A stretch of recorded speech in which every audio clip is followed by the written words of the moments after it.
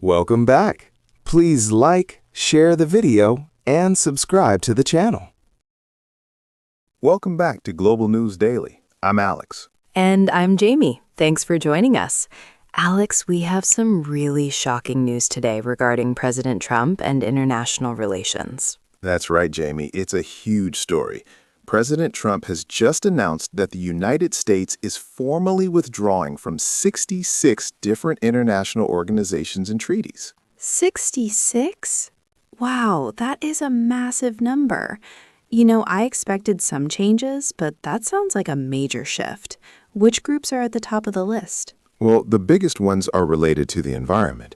We're talking about the United Nations Framework Convention on Climate Change, often called the UNFCCC, and the IPCC, which is the main body for climate science. Oh, I see. So this goes even further than when the administration sent that letter about leaving the Paris Agreement? Exactly. This latest executive action goes much deeper because it targets the actual treaties that were ratified by the Senate. It basically ends U.S. participation in almost all global efforts to coordinate climate action. Wow. And it's not just climate groups, right? I read something about solar energy, too. Right. It also affects the India-led International Solar Alliance and dozens of other programs funded by the U.S. That's incredible. I'm sure listeners are asking, why now? What is the official reason for such a big move? Well, President Trump stated that he doesn't want the U.S. to be shackled by international regulations. He believes these rules hinder domestic economic growth and energy production. Shackled. That's a very strong word. So it's really about protecting American sovereignty? Precisely. Administration officials are defending the move as a necessary step to protect taxpayers. They want to stop spending federal money on initiatives that they feel don't directly benefit Americans. It's a core part of the America First strategy. I understand that perspective, but how are other countries reacting? Not very well, honestly. International allies and environmental groups are very concerned.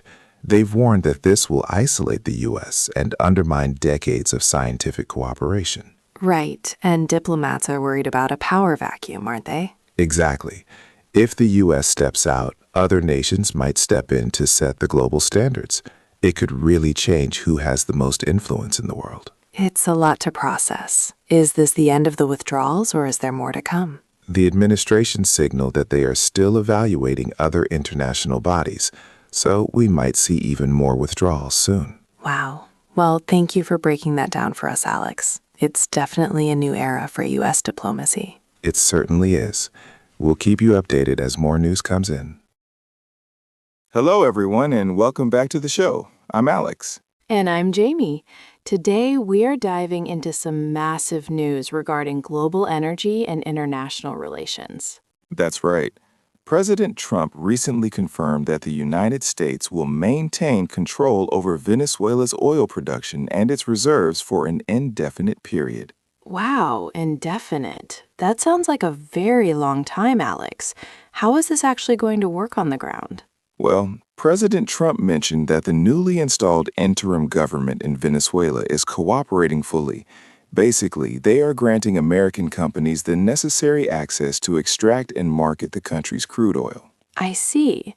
But what about the profit? Who actually gets the money from those oil sales? That's a key point. Energy Secretary Chris Wright clarified that the U.S. government will oversee the sales. The proceeds will be deposited into U.S.-controlled accounts. The plan is to redistribute that money later to help with Venezuela's recovery. Right, I understand. This all follows that dramatic military operation we saw in Caracas, didn't it? Exactly. The administration has moved very fast to assert influence over PDVSA. That's Venezuela's state-run oil company. And I heard something about the U.S. Navy seizing ships in the ocean? Yes, you're right. Just this past Wednesday, U.S. military forces intercepted and seized 2 foreign tankers in international waters. They were allegedly violating the oil embargo. It shows that the U.S. is serious about total dominance over the region's energy. It sounds quite controversial. What are the critics saying about all of this? Good question. Many critics are calling this a violation of international law. They are worried about sovereignty, which is a country's right to govern itself and its own resources without outside interference. I can definitely see why they are concerned. It's a huge shift. It really is. However, the White House maintains that these steps are essential to keep the global energy market stable. President Trump wants to ensure that this wealth isn't used to fund hostile interests. So he sees it as a matter of national security? Exactly. In fact, President Trump called this operational success a blueprint for the future. He suggested the U.S. might consider similar actions against other nations that threaten American economic security. Wow, that would be a major change in foreign policy. Definitely. It's a lot to think about, but that's all the time we have for today. Thanks for joining us. See you next time. Welcome back to our daily news catch-up. I'm Alex. And I'm Jamie. Today we're talking about a massive announcement from the White House that has everyone talking. That's right. President Trump has just proposed a staggering $500 billion increase to the U.S. defense budget for the next fiscal year. That's billion with a B. Wow, that is a huge number. I mean, that's unprecedented. Why does President Trump feel such a big increase is necessary right now? Well, according to the president, the global security environment is shifting quickly. He specifically mentioned new challenges in South America and Eastern Europe. He believes the U.S. needs a much more robust military presence to keep up with these changes. I see. So where would all that money actually go? Is it just for more soldiers? Not exactly. It's mostly about high-tech upgrades. President Trump wants to modernize the nuclear triad, expand the Navy's fleet of ships, and speed up the development of things like artificial intelligence and hypersonic weapons. Those sound like something out of a science fiction movie. But there was also a stern warning in his speech for the companies that built these things, wasn't there? You're right. President Trump sent a very clear message to big defense contractors like Boeing and RTX. He told them they must reinvest their profits into domestic manufacturing and research. Basically an invest or lose out ultimatum. Exactly. He threatened to stop doing business with firms that don't innovate or stay cost-efficient. He's tired of companies relying on government contracts without providing enough new technology. It's definitely making some investors uneasy about the stability of future contracts. I can imagine. What are people in Congress saying? It's a mix. Supporters are thrilled. They say this move will create thousands of new high-tech jobs and revitalize the American industrial base. They see it as a way to stay ahead of the world. But I bet the fiscal hawks are worried about the budget. Spot on. Critics are asking how we can afford such a massive spending hike when the national deficit is already so high. They think it's just too much debt. Even with that debate, Wall Street reacted quickly. Defense stocks actually jumped right after the news. They did. It's a lot to process, but it's certainly a bold move for the military's future. Thanks for breaking that down, Alex. And thanks to our listeners for joining us. See you next time. Hello, everyone, and welcome back to our podcast. I'm Alex. And I'm Jamie. We have some incredible news today from the world of technology and finance. It's a historic shift. We really do. For the first time since 2019, Alphabet, which is the parent company of Google, has officially surpassed Apple in market capitalization. This means Alphabet is now the world's most valuable company. Wow, that is a massive deal. For such a long time, Apple has been the king of the market. People almost forgot anyone could beat them. So, Alex, what exactly changed? Well, it mostly comes down to two letters, AI. Alphabet has been very aggressive at adding generative artificial intelligence into Google Search and its cloud services. Exactly. Investors are really excited about their new Gemini AI models. It has given the market a lot of confidence in Alphabet's long-term growth. You know, when investors see a company leading in technology, the stock price usually soars. Right. And while Alphabet is moving fast, Apple is facing what we call headwinds. In business, that means they're facing challenges that slow them down. I see. For example, iPhone sales have been a bit slower lately in some big international markets. Also, they have some regulatory challenges regarding their App Store. Precisely. Plus, some analysts are worried that Apple has been a bit slower than its rivals to show a clear strategy for AI. In this current market, if you aren't leading in AI, people start to look elsewhere. That makes sense. It's a big transition. Speaking of the economy, it's a very busy time in Washington, too. President Trump has recently been talking about how important it is for American tech companies to stay ahead of global rivals. You're right. President Trump often emphasizes that winning the AI race is a top priority for the country's economic strength. This competition between Alphabet and Apple really shows how much pressure these companies are under to stay on top. So, Alphabet is the leader for now. Do you think they will stay there? It's hard to say. Experts believe this AI premium will continue to dominate the market into 2026. However, Apple is expected to announce a major software and hardware overhaul later this year. Wow, so the battle isn't over yet. Not at all. It's a fascinating time to watch these giants compete. Well, that's our update for today. Thanks for joining us to talk about this huge shift in the tech world. See you next time. Welcome back to the show, everyone. I'm Alex. And I'm Jamie. Today, we are talking about the biggest tech event of the year, CES 2026 in Las Vegas. Alex, it looks like the future has finally arrived. It really has. The doors just opened and thousands of people are there to see the new innovations. The biggest stars this year? Humanoid robots. Right. We aren't just talking about little vacuum cleaners anymore. Companies like Samsung and Dream showed off robots that look almost human. They can actually fold your laundry and organize your kitchen. Wow, I definitely need one of those. Imagine coming home and your laundry is already done. It's like the personal robot is finally becoming a real thing for our homes. Exactly. But it's not just about the hardware. This year, the theme is integrated AI. You know, in the past, we had separate AI gadgets that didn't talk to each other. Now, everything is connected. That's a great point. Thanks to new standards like Matter, your fridge, your lights, and your robot can all work together through one AI hub. It makes the smart home experience much more natural. It really does.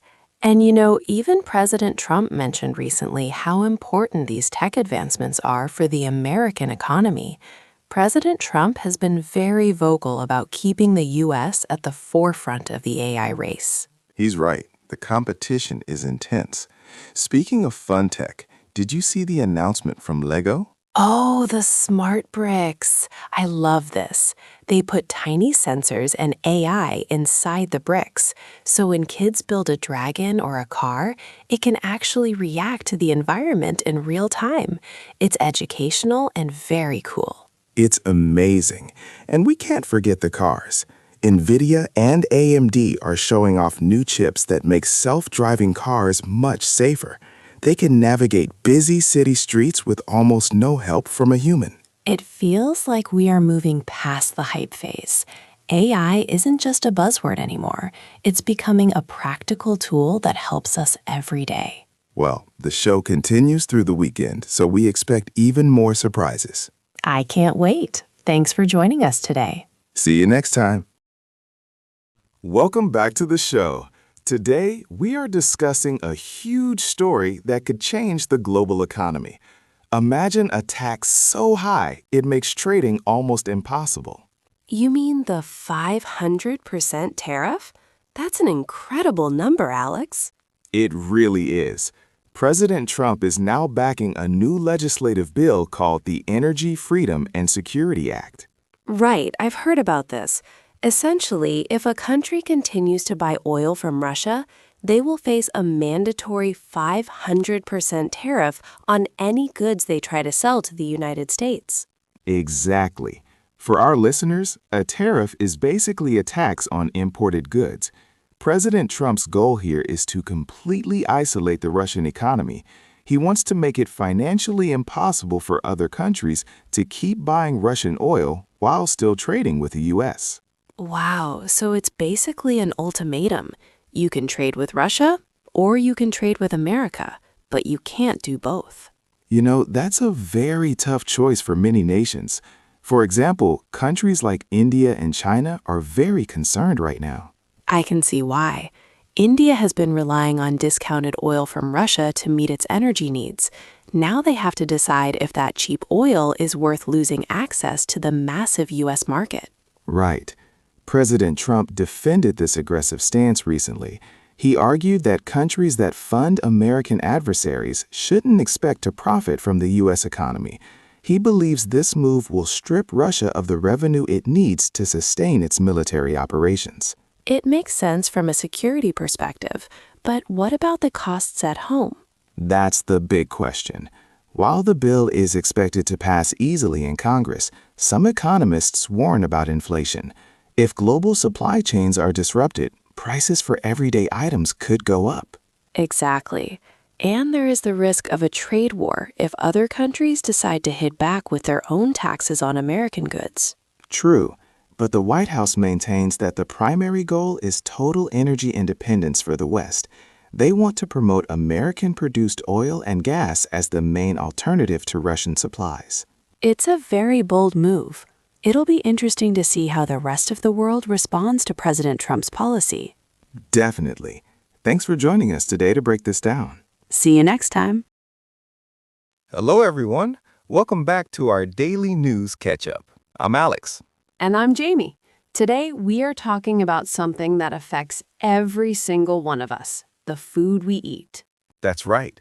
The government just released the 2026 Dietary Guidelines. And let me tell you, they are making some of the biggest changes we've seen in decades. Wow, really? What's the main focus this time?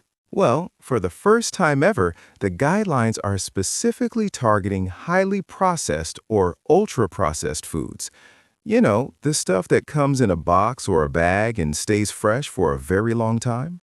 Oh, I see. So we are talking about things like sugary cereals, sodas, and frozen pizzas? Exactly. These foods usually have a lot of added sugar, salt, and artificial preservatives. Health experts have linked them to rising rates of obesity and other health problems across the country. That makes sense. But how will these guidelines actually change things? Is it just advice? It's more than just advice, Jamie. These rules change how federal food programs work. For example, the National School Lunch Program will have to change. Oh, so schools won't be serving as many prepackaged meals anymore. Right. They're going to focus more on whole foods and scratch-cooked meals. That means cooking from fresh ingredients instead of just reheating a frozen box. From scratch. That's a great phrase for our learners. It means starting from the very beginning with basic ingredients. Exactly. The goal is nutritional density. That's a fancy way of saying we should choose foods that are packed with vitamins and minerals. Now, I imagine the food companies aren't very happy about this, right? You're right. Some industry groups are worried that it will make food more expensive for families. But government officials say that staying healthy will actually save the country money on healthcare in the long run. And what does the White House think? Well, President Trump has indicated that he supports these changes.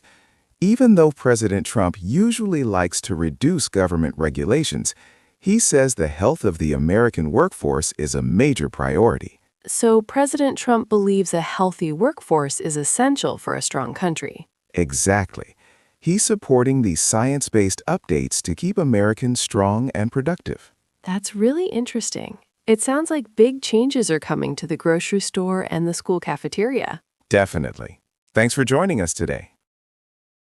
Imagine trying to buy a whole country.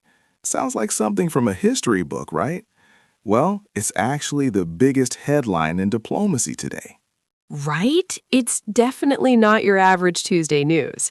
Welcome back to the show, everyone. I'm Jamie. And I'm Alex. Today, we're looking at a major dispute over Greenland. President Trump is once again showing deep interest in the island, and it's causing some serious tension between Washington and Copenhagen. Exactly. For those who don't know, Greenland is a territory of Denmark. This week, Secretary of State Marco Rubio confirmed he's meeting with Danish officials to talk about strategic alternatives for the island's future. Wow. But why Greenland? I mean, most of it is covered in ice, isn't it? You'd think so, but it's actually about what's under the ice. President Trump is interested in the island's vast, untapped mineral resources.